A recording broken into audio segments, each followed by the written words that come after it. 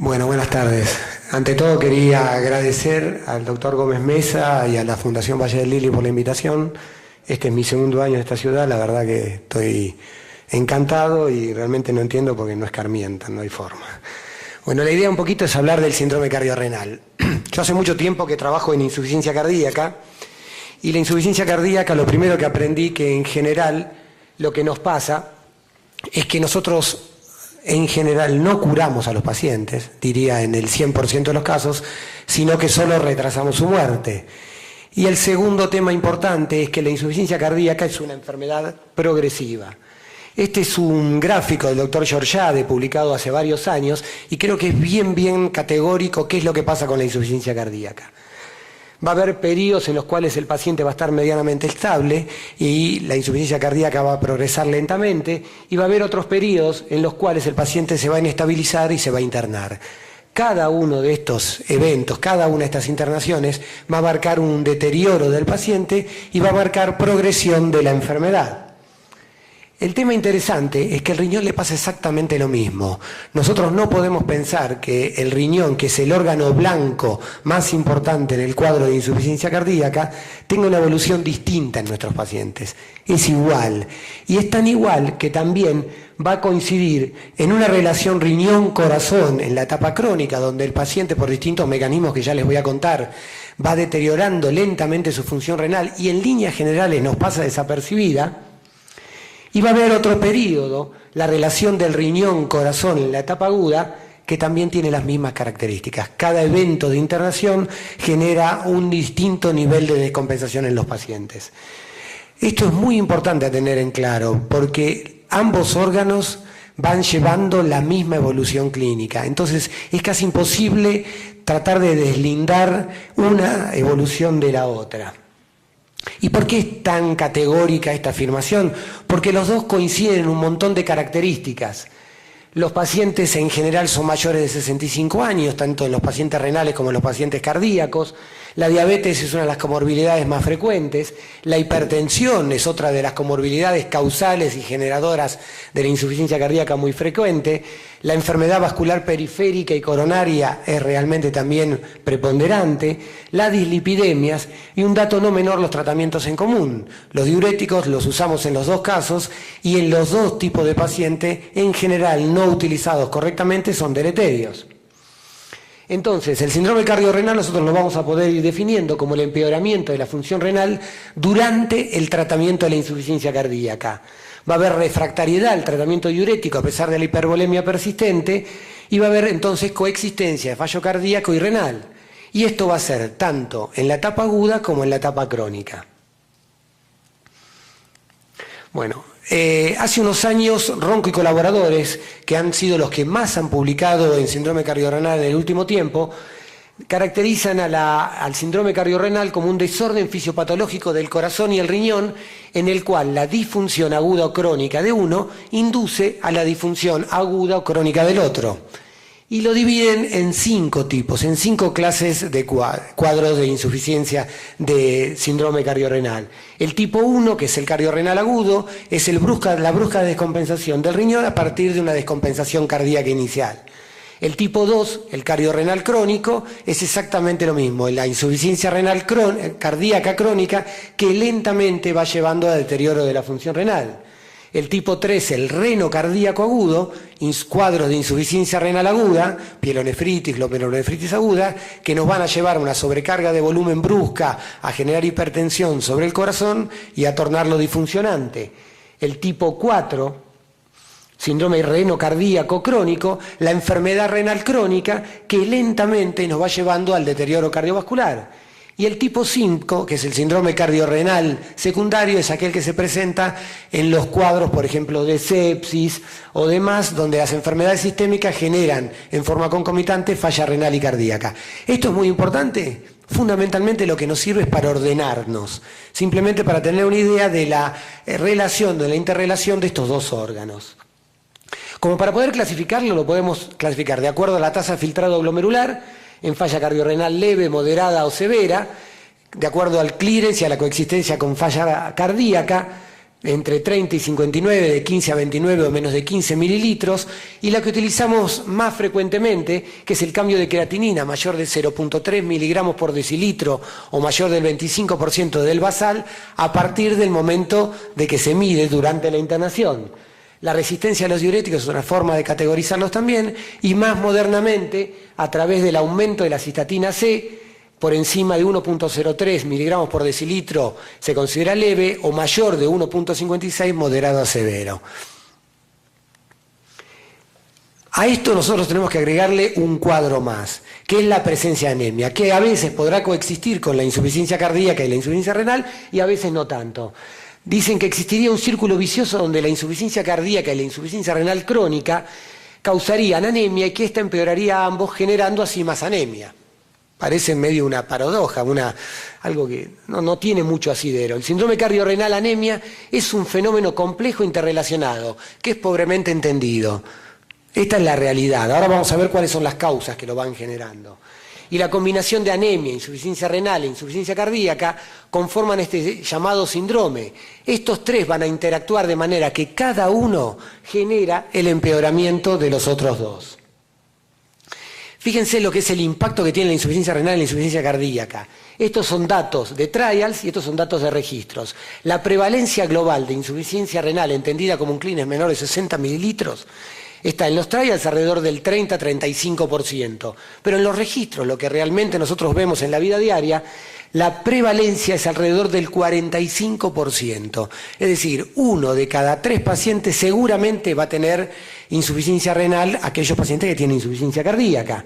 Y esta prevalencia tiene su impacto en términos de mortalidad.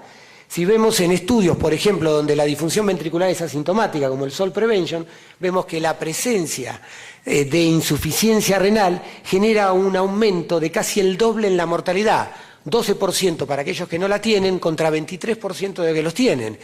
Y en el SOL tratamiento, es decir, cuando pasamos ya al paciente sintomático, la presencia de insuficiencia renal va a llevar a casi un aumento del 50% en la mortalidad. O sea, realmente el impacto en prevalencia y en mortalidad es muy, muy alto. Otro dato interesante es que nuestros pacientes que se internan, la gran mayoría, como estos son datos del registro ADGIR, fíjense, alrededor del 70% de los pacientes que se internan tienen un distinto grado de insuficiencia renal. Es decir, tenemos que contar ya que nuestro paciente al momento de internar tiene un cierto grado de disfunción renal que tenemos que tener muy en cuenta. ¿Cuándo se produce la disfunción renal en el paciente que se interna por insuficiencia cardíaca aguda? Este es un trabajo de Gottlieb y creo que es categórico. Ellos plantean que entre el primero y tercer día en general se produce el grado de disfunción renal que luego se va a mantener durante todo el tiempo. Es decir, los primeros 3 días son los días claves para prevenir o para tratar de prevenir la insuficiencia renal.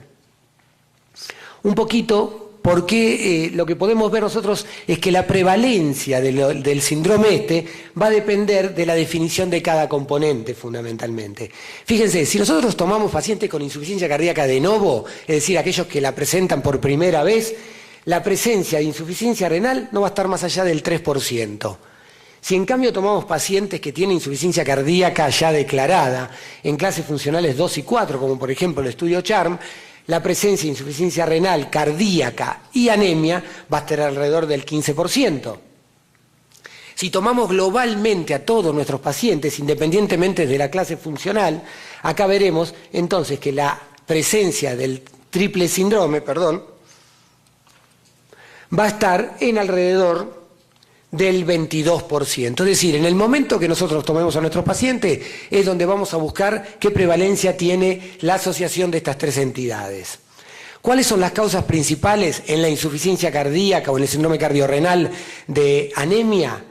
La primera, el déficit de hierro, tiene una prevalencia bastante pobre como único marcador. Después, la inducida por drogas es alrededor del 5%, la hemodilución, el paciente hipervolémico, alrededor del 19%, y la anemia de las enfermedades crónicas alrededor del 73%. Y como todos conocemos, la anemia de esas enfermedades crónicas es lejos la más difícil de tratar. La presencia de anemia en la insuficiencia cardíaca coexistiendo con insuficiencia renal tiene una mortalidad muy alta. tiene un odds-ratio en este metaanálisis de 1.96, o sea, duplica la mortalidad cuando está presente. ¿Y qué valores de hemoglobina tenemos que tomar en cuenta? Fundamentalmente, en los pacientes crónicos vamos a ver que la hemoglobina va a tener un valor donde va a tener menor mortalidad entre los 12 y los 13 miligramos por decilitro aproximadamente. Fíjense, y en cambio en los pacientes en agudo vamos a encontrar un dato muy interesante que es, con hemoglobinas muy bajas los pacientes se mueren mucho. Con hemoglobinas muy altas los pacientes se vuelven a morir bastante. Es decir, que el dato fundamental es establecer cuál es el nivel de hemoglobina óptimo. Para esto se está trabajando mucho todavía, no es bien claro, pero el nivel de hemoglobina que tendríamos que tener en nuestros pacientes con descompensación estaría entre 11 y 14 miligramos por decilitro aproximadamente. Y la presencia de anemia no tiene diferencias si la insuficiencia cardíaca está preservada o no preservada. Claramente la anemia marca un hito en la evolución de los pacientes, y cuando evaluamos función sistólica preservada o no preservada, vemos claramente que la no anemia, la no presencia de anemia, generalmente está asociada con una menor mortalidad, claramente, que la presencia de la misma. Fíjense este otro dato, me pareció muy interesante. Esta es la mortalidad del estudio Medicare que agrupó 1.100.000 pacientes y encontró que la presencia de insuficiencia cardíaca era del 26% la mortalidad a 2 años. Que si asociábamos a la insuficiencia cardíaca anemia, iba al 34%. Ahora, la triple asociación iba al 45%. O sea, un paciente con anemia, insuficiencia cardíaca e insuficiencia renal, el 50% de otros pacientes a 2 años puede estar muerto. ¿Cuáles son las causas fundamentalmente? La causa es la eritropoyesis reducida, pero ¿por qué se produce esto? Y acá empezamos con los problemas. Las causas de la anemia en el síndrome cardiorrenal son muchos. La hemodilución, la hipoperfusión que genera disfunción medular, la deficiencia de hierro en sus distintas formas, la inmunoactivación crónica, el estado inflamatorio que es permanente en el paciente con insuficiencia cardíaca, las distintas drogas como son los inhibidores de la enzima convertidora que generan disminución de la síntesis de la eritropoyetina endógenas, y la insuficiencia renal crónica per se generando exactamente lo mismo. O sea, tratar de establecer un tratamiento cuando las causas son tantas es bastante ilusorio. Ahora vamos a hablar un poquito de fisiopatología de la disfunción renal. En el paciente con insuficiencia cardíaca crónica se produce en general un cuadro de bajo gasto cardíaco crónico, que en general lo que pasa es que está balanceado por la activación del sistema renina-angiotensina-aldosterona, con lo cual el paciente va a estar medianamente estable. El riñón tiene la capacidad de adaptarse hasta caídas del gasto cardíaco hasta 1.5 litros por minuto. O sea, el riñón tiene una capacidad de adaptación muy importante. Esta activación del sistema renina-angiotensina, más la activación de distintos péptidos y el contrabalanceo que genera la caída del óxido nítrico y de las prostaglandinas, genera un cuadro de hipoxia, de inflamación crónico y un gran estrés oxidativo que va a llevar lentamente y en forma silente al cuadro de insuficiencia renal. Las comorbilidades, el tratamiento, la utilización de otras drogas que no tienen que ver con el tratamiento para la insuficiencia cardíaca, como son los DAINE, los diuréticos, todos llevan lentamente en el paciente crónico a disfunción renal. Acá podemos ver un trabajo de Daman que es muy interesante. Acá en el primer gráfico vamos a ver cómo en el paciente normal el flujo sanguíneo está balanceado entre lo que llega a través de la arteriola aferente y sale por la eferente. En el paciente con insuficiencia cardíaca lo que hay bruscamente es una contracción de la arteriola eferente por la activación del sistema renina, con lo cual ya de por sí habiendo una disminución del gasto cardíaco y una caída del filtrado de la tasa del flujo sanguíneo renal. Aumenta un poco la fracción filtrada a través de la constricción de la arteriola eferente, con lo cual se mantiene la tasa de filtrado glomerular. ¿Qué pasa cuando nosotros empezamos a tratar a un paciente con inhibidores de la enzima? Al principio lo que vamos a ver cuando el paciente progresó en su cuadro de insuficiencia cardíaca es que hay constricción de la arteriola aferente, constricción de la arteriola eferente por un mecanismo de la adenosina que ahora se los voy a mostrar. Esto genera disminución de la presión de filtración, cae la tasa del flujo sanguíneo renal, cae la fracción de filtración y claramente cae la tasa de filtrado glomerular. ¿Qué pasa en el paciente con insuficiencia cardíaca aguda? El mecanismo fundamental es la congestión venosa. La congestión venosa se caracteriza por un dato. La tasa de filtrado se da fundamentalmente por la perfusión renal, que depende de un gradiente de presión de perfusión transrenal, que es la relación que hay entre la tensión arterial media y la presión venosa central. Cuanto menor presión y mayor presión venosa central, menor gradiente de perfusión renal y por lo tanto cae el filtrado. La congestión venosa, a su vez, nos va a generar un montón de trastornos más. Va a aumentar la presión intersticial con colapso tubular, va a disminuir la filtración pasiva, va a generar inflamación a nivel del túbulo intersticial y va a generar mayor activación del sistema renina. O sea, fíjense lo que la congestión venosa en sí genera en el paciente en agudo. Y acá lo podemos ver en este trabajo de Mullens. Mullens lo que hizo fue agrupar dos tipos de pacientes. Aquellos que tenían baja presión de aurícula derecha y aquellos que tenían alta presión de aurícula derecha, independientemente de los niveles de índice cardíaco. Y lo que observó que la presión de auricular derecha era la que tenía una relación directa con la tasa de filtrado glomerular. Es decir, independientemente del índice cardíaco, vemos que la tasa de filtrado glomerular se mantiene y que recién aquellos pacientes que tienen baja PVC o baja presión de aurícula derecha, la tasa de filtrado glomerular disminuye. Cuando él valora distintos índices, como son la presión venosa central, el índice cardíaco, la presión sistólica o la presión capilar, ve que únicamente el aumento de la presión venosa central es la que tiene relación directa con el empeoramiento de la función renal en el paciente en agudo. Esto no pasa con el índice cardíaco, no pasa con la presión sistólica, ni pasa con la presión capilar. Y acá vemos que la relación es clara. Acá tiene índice cardíaco mayor de 3.2, entre 2.5 y 3.2 y menor de 2.5. Todos se mantienen estables. Lo que disminuye, lo que afecta el filtrado glomerular claramente es la presión venosa central. Cuanto mayor presión venosa central, independiente de los índices cardíacos, el deterioro de la función renal es mayor. Y esto tiene injerencia también con la evolución clínica. Otro mecanismo muy importante que tiene que ver con la congestión es el aumento de la presión intraabdominal, por encima de 8 milímetros. Esto genera disminución del filtrado glomerular porque disminuye la presión de perfusión renal y puede ser por compresión ureteral o de la arteria renal o bien por disminución del drenaje venoso porque colapsa las venas renales. El tratamiento es en los diuréticos, pero en sí los diuréticos generan otro problema además en el paciente en agudo. Y este problema es el fenómeno de la adenosina, el feedback túbulo-glomerular. Los diuréticos generan una gran extravasación de líquidos, de sodio y agua a través de los túbulos renales. Estos, a pasar a través de la mácula densa, generan la liberación de adenosina. Y la adenosina va a generar entonces vasoconstricción de la arteriola eferente, como les había mostrado, mayor reabsorción de sodio y agua y menor filtrado glomerular. Es un fenómeno de contracción de los diuréticos. En este trabajo podemos ver qué es lo que pasa. Esta es una molécula la rolofilina, que disminuía los tenores de adenosina. Acá está el placebo. El placebo genera levemente un aumento de la expresión de orina sin caída del filtrado glomerular, solamente por el hecho de poner líquido. Cuando le damos rolofilina claramente aumentaba la diuresis con una mejoría del filtrado glomerular. Cuando le damos furosemida solo aumenta claramente la diuresis, pero cae el filtrado.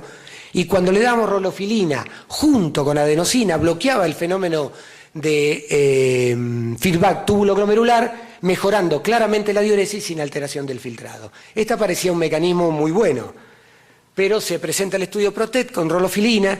La rolofilina tiene efectos adversos muy importantes y si bien generaba una diuresis más aumentada, no tenía un impacto ni en la función renal ni en la mortalidad y bueno, se cayó.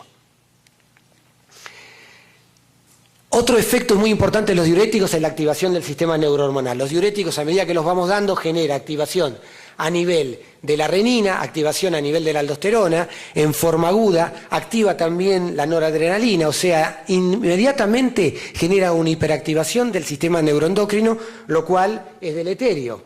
Acá podemos ver que el sistema neuroendocrino va a generar a nivel del glomérulo disminución del filtrado sanguíneo renal y el filtrado glomerular, a nivel del túbulo proximal aumenta la angiotensina 2, la reabsorción de sodio, y a nivel del túbulo colector, la aldosterona incrementa la reabsorción de sodio. O sea, el diurético de alguna manera inicialmente tiene un efecto contraproducente, que después se balancea fundamentalmente con el efecto de incremento de la diuresis. Otro de los mecanismos de resistencia a los diuréticos son los que ya se llaman el fenómeno de frenado, que es disminución de la respuesta diurética luego de la administración de la primera dosis. No se conoce la causa, pero lo van a ver que esto ocurre. Luego que al paciente le damos diuréticos, empieza a disminuir lentamente la acción y tenemos que incrementarlos. Y otro dato interesante es lo que se llama fenómeno de tolerancia a largo plazo, que la acción de los diuréticos va generando una hipertrofia de la pared de los túbulos, con lo cual tenemos que dar más cantidad de diurético para que tengan la misma acción que previamente. ¿Cómo medimos el síndrome cardiorrenal? Bueno, a través de la urea, que tiene sus limitaciones, se aumentan los estados catabólicos, se cambia su concentración con el tenor proteico, la resorción tubular, a través de la creatinina, que también tiene limitaciones porque está en relación con la masa muscular y con la edad, y tiene una relación bastante regular con el filtrado glomerular, y lo más importante que es un marcador retrospectivo de injuria renal. Aumenta cuando ya el paciente tiene injuria renal. Y la determinación del filtrado glomerular con las distintas formas de medirse. El MDRD, que es la forma modificada de la dieta, el Cockcroft-Gault, y esta última es el CKD-EPI, que es un nuevo índice que han medido y han publicado japoneses. ¿Cuál es el problema fundamental? Que todos son marcadores de función renal tardíos, ya hay injuria renal. Si midemos el filtrado y el filtrado está caído, ya el riñón está deteriorado. Acá vemos un trabajo donde lo que hacen es ver cuál de los tres métodos de filtrado glomerular era el más efectivo. Y lo hacen a través de establecer una curva ROC, el área bajo la curva. Y lo que se vio, que llamó bastante la atención, es que Cockcroft-Gault fue la fórmula que mejor nos caracteriza, que mejor área debajo de la curva tiene, y mejor nos caracteriza el filtrado glomerular. O sea, sería la mejor de todas para establecer la caída del filtrado. La cistatina C es otra forma de determinarlo, es una es una cisteína inhibidora de proteinasas, está filtrada por el riñón y dicen que es más sensible que la creatinina en la detección de la insuficiencia renal. No se altera por cambios en el índice de masa corporal, en el estado nutricional, por la edad y por el sexo. Es un marcador pronóstico independiente de eventos cardiovasculares en pacientes con insuficiencia cardíaca descompensada.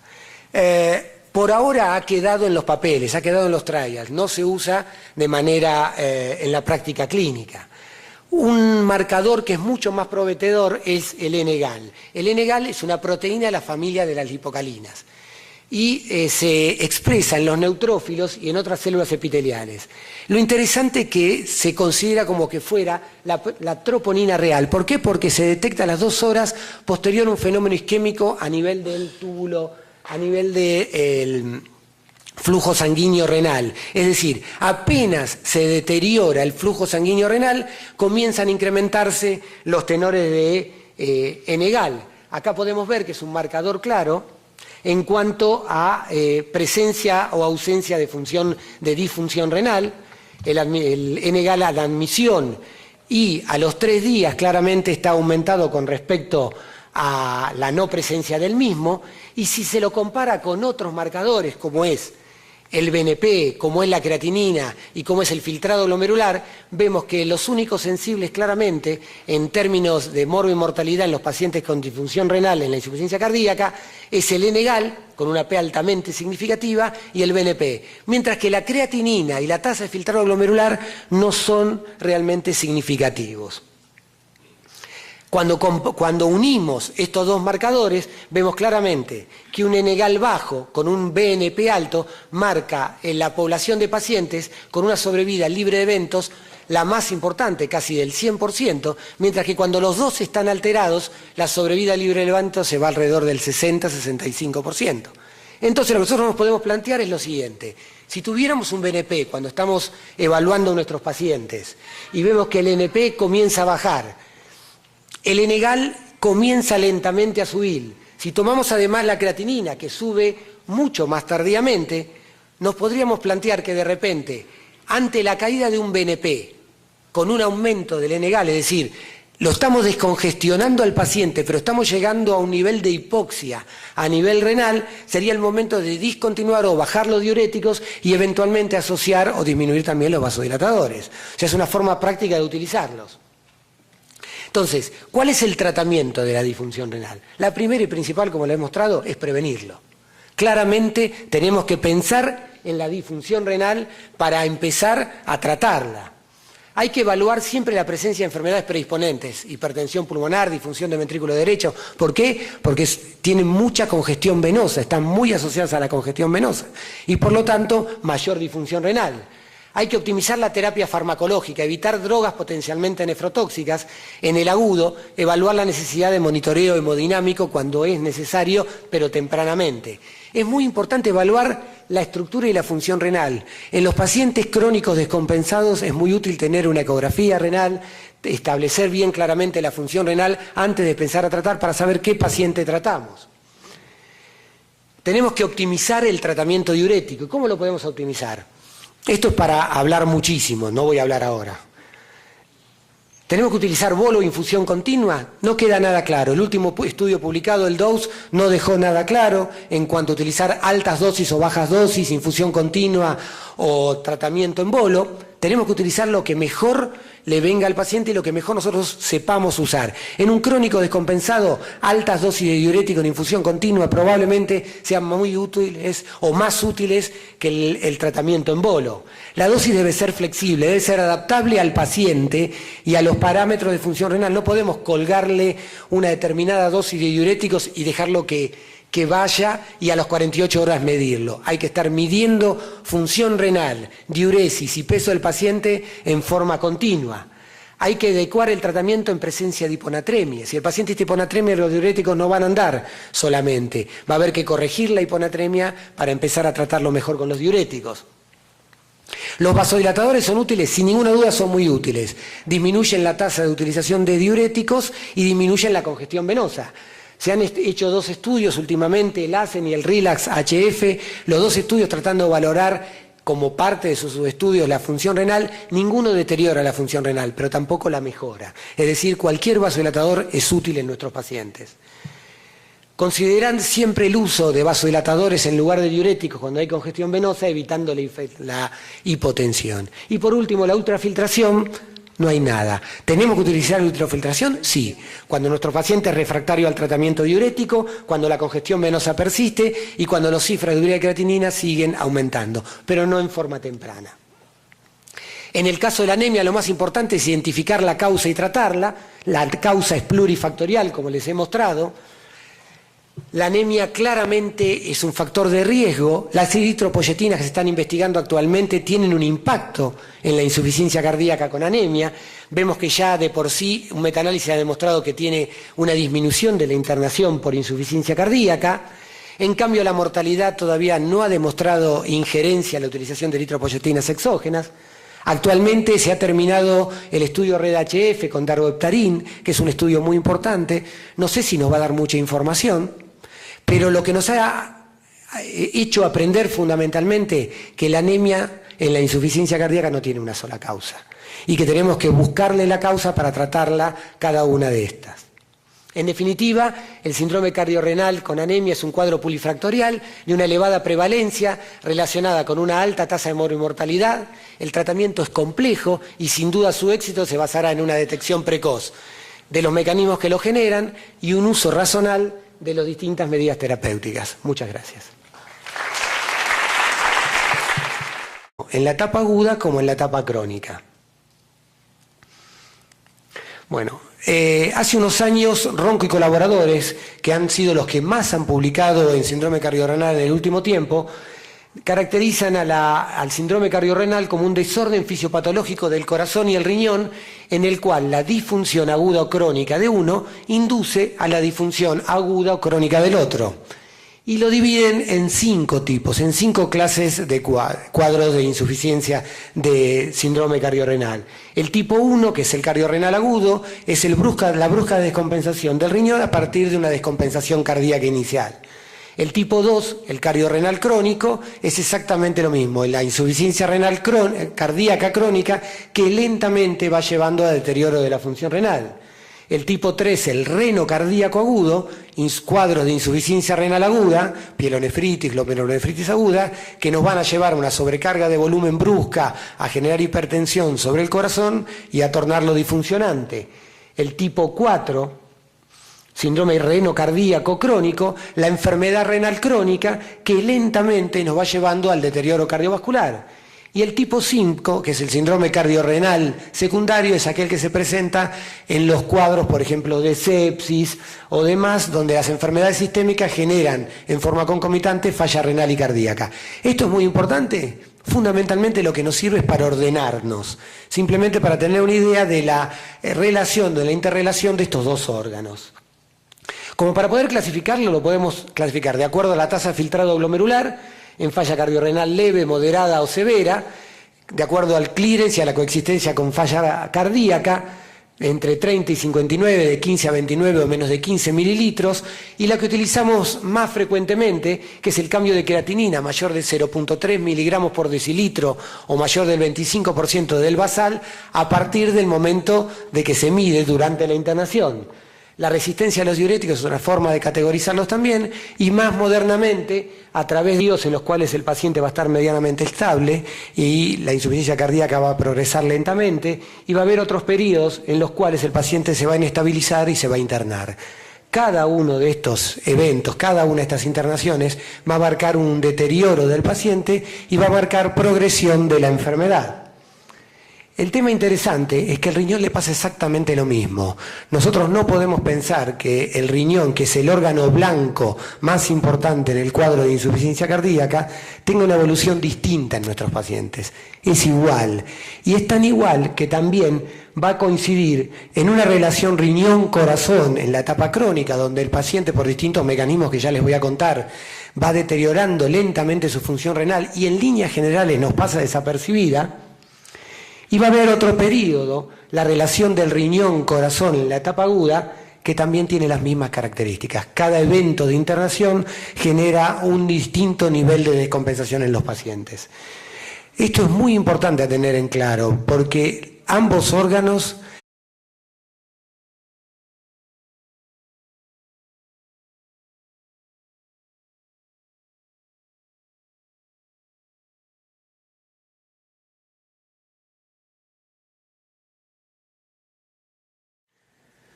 Bueno, buenas tardes. Ante todo quería agradecer al doctor Gómez Mesa y a la Fundación Valle del Lili por la invitación. Este es mi segundo año en esta ciudad, la verdad que estoy encantado y realmente no entiendo porque no escarmientan, no hay forma. Bueno, la idea un poquito es hablar del síndrome cardiorrenal. Yo hace mucho tiempo que trabajo en insuficiencia cardíaca y la insuficiencia cardíaca, lo primero que aprendí que en general lo que nos pasa es que nosotros en general no curamos a los pacientes, diría en el 100% de los casos, sino que solo retrasamos su muerte. Y el segundo tema importante es que la insuficiencia cardíaca es una enfermedad progresiva. Este es un gráfico del doctor Georgiade, publicado hace varios años, y creo que es bien categórico qué es lo que pasa con la insuficiencia cardíaca. Va a haber periodos que van llevando la misma evolución clínica. Entonces es casi imposible tratar de deslindar una evolución de la otra. ¿Y por qué es tan categórica esta afirmación? Porque los dos coinciden en un montón de características. Los pacientes en general son mayores de 65 años, tanto en los pacientes renales como en los pacientes cardíacos. La diabetes es una de las comorbilidades más frecuentes. La hipertensión es otra de las comorbilidades causales y generadoras de la insuficiencia cardíaca muy frecuente. La enfermedad vascular periférica y coronaria es realmente también preponderante. Las dislipidemias y un dato no menor, los tratamientos en común. Los diuréticos los usamos en los dos casos y en los dos tipos de paciente en general no utilizados correctamente son deleterios. Entonces, el síndrome cardiorrenal nosotros lo vamos a poder ir definiendo como el empeoramiento de la función renal durante el tratamiento de la insuficiencia cardíaca. va a haber refractariedad al tratamiento diurético a pesar de la hipervolemia persistente y va a haber entonces coexistencia de fallo cardíaco y renal. Y esto va a ser tanto